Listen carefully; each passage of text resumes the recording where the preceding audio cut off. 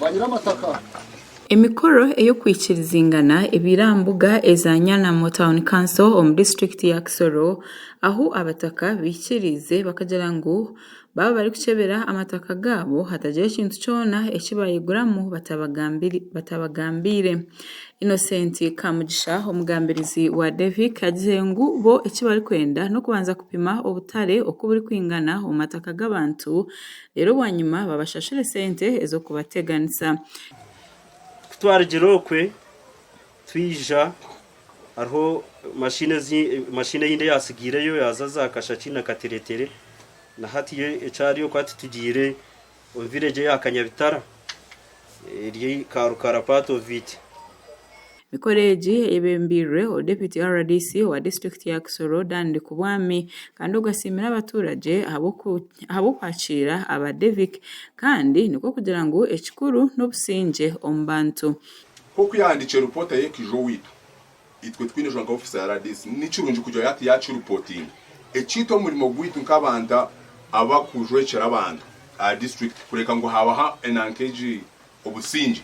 Abaturage basimire kampaneji bari kugira ngo bonka abataka betegwire koragana nabo kasita bababera abamazima. Eji ni Devic company ngawurira eji ni ki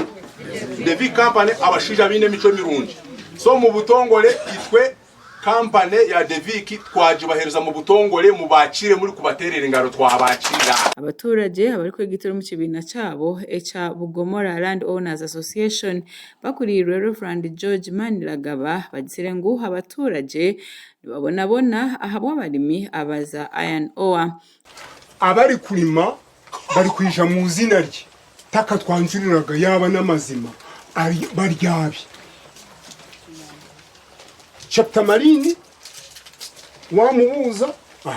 oriyo uri kuraba kuriya twamuburize ati manya yo wenyine boss wanje noha. Jena Kampurira uri kansara uri kujeshera abacara Nyanamo Town Council na Nyanamo utireho na Bucimbiri hagizire ngo ba investor bingi okuba ari kwija bagambisa karimi karungi rero nabwanyuma baheza bahindura endagano ori kushanga hamuheru tukiza kukoranka agreement tushanga twagire mu bindi obumwe bayija mwakora agreement konke cyeza ko expiringa tibalenda kuruga mu mwanya gwawe mo balenda ngo bubija ba staying kiramanyisa bo ngo tibakakozire magoba. Okurigirira hari Judith Mujawimana ori senior environment officer wa district ya Kisoro nagira ngo habo habari kuza gukora umurimo ogu bajekire government munahabweco tubarije kubateganisa ni bya government ariko government kubwo kudashobora kwikorera buri kimwe nangwa no kugira ngo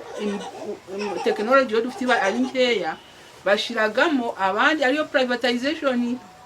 so urwego rwo bariho nitwe bari gufasha ni government bari gukora iki bari gufasha so kuri uru rwego